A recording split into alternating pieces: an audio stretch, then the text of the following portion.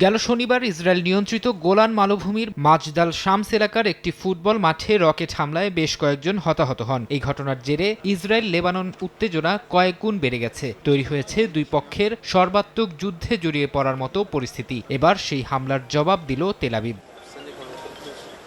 সোমবার লেবাননের দক্ষিণাঞ্চলে ড্রোন হামলা চালায় ইসরায়েল। এতে হতাহত হন কয়েকজন। আহতদের মধ্যে শিশু রয়েছে বলে জানিয়েছে বিভিন্ন গণমাধ্যম। ইসরায়েলের প্রতিরক্ষা বাহিনীর দাবি, হিজবুল্লাহর ক্ষেপণাস্ত্র উৎক্ষেপণ এলাকায় এসব ড্রোন হামলা চালায় তারা। তবে এই হামলায় নিহতরা হিজবুল্লাহর যোদ্ধা না বেসামরিক সে বিষয়ে কিছু জানানো হয়নি।